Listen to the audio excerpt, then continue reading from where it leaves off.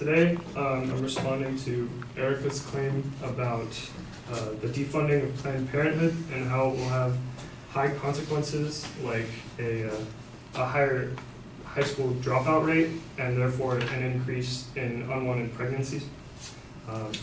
Her first claim was that not all teens use Planned Parenthood to receive abortions. Her second was that teen pregnancy will rise as a result of the defunding, and that her third claim was teen pregnancy will result in higher dropout rates. In response to her argument, I believe that the defunding of Planned Parenthood will not result in an increase in pregnancies in high school, and therefore dropout rates, because there are many alternatives to Planned Parenthood that she did not mention, and furthermore, because Planned Parenthood has actually received massive amounts of donation since the presidential election. So, in response to her first claim that not all teens use Planned Parenthood to receive abortions, my opponent used the president of Planned Parenthood, Cecile Richards, as her source of information, and I believe that using information directly from Planned Parenthood on their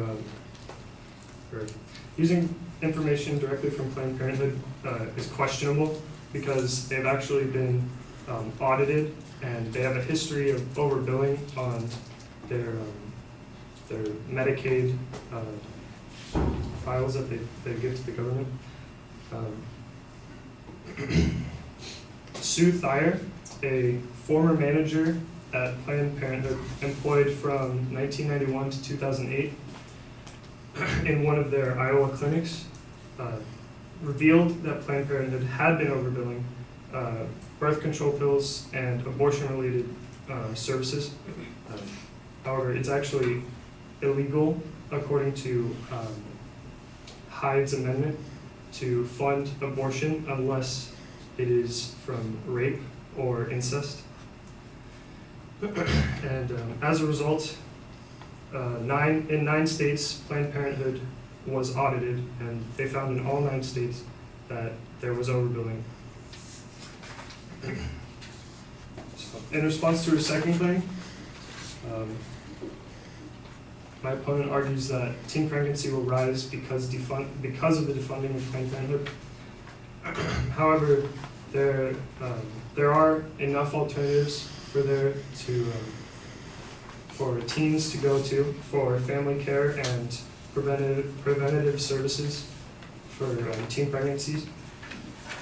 According to the Alliance Defending Freedom, there are 20 family health clinics for every 1 Planned Parenthood in location in the U.S., which is around, the statistics were around 650 Planned Parenthoods versus 1,300 of the other health clinics.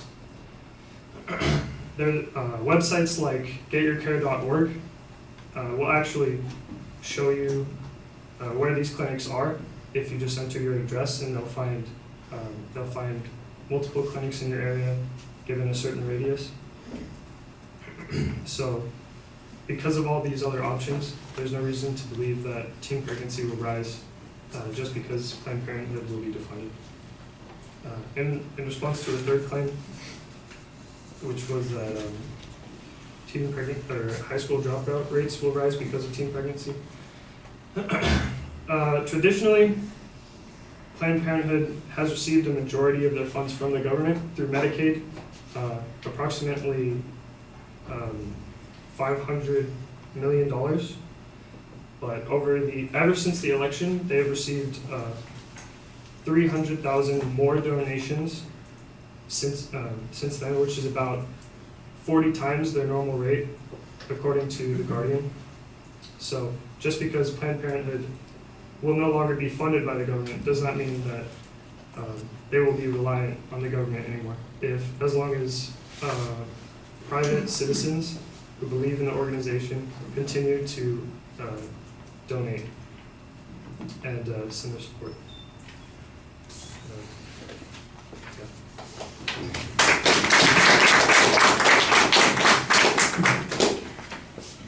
Just leave it here. Yeah, right here. Thank you.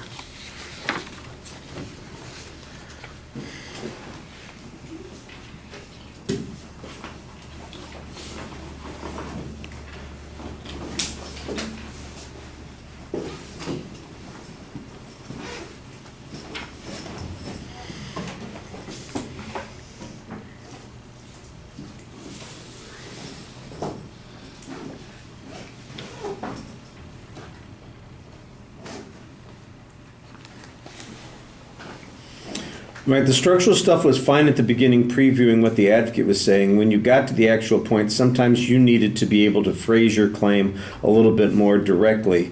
It occasionally got confusing. For example, you went through that whole explanation about why it's difficult to trust Planned Parenthood and their data. Ultimately comes out to Planned Parenthood is not a reliable source for information about their own services. And your evidence is that they've got 9 state audits that tell us that they screw this information up all the time.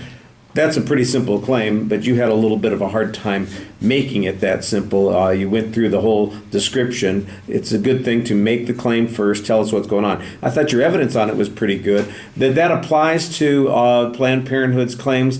That might be a little iffy, but at least you've got an argument that you're making that would require a response, and we have some reason to believe that maybe Planned Parenthood is not as accurate with their numbers as they could be. The issue on teen pregnancies basically comes down to a good counterclaim. I think there's probably a reasoning challenge here to suggest the notion that Planned Parenthood is the source that has reduced teen pregnancies. I'm not sure that you want to concede that particular issue, but I do like your counterclaim, which suggests that there's plenty of opportunity for teens especially to have alternative treatments, prevention, that sort of thing, and that there are so many clinics that are available for them, like a 20-to-1 ratio, that Planned Parenthood is not really all that significant, especially when it comes to these issues. It might be more significant when it comes to other issues, but those are probably the issues that are resulting in people wanting to defund it in the first place. And then the third point, basically that's tied into the same issue. There'll be a dropout rate because the teen pregnancy goes up, and you're back to the issue about whether or not they're going to have money. And I think the money argument is a important argument, but it probably better applies, it could apply to either point 2 or 3. You've just made it apply to the third point, but it really concerns whether or not they're going to have alternative resources. So it's a good argument. I'm not sure that it tries to directs itself to the claim that's being presented on that point, but it is a relevant point to the general issue. All right, thank you.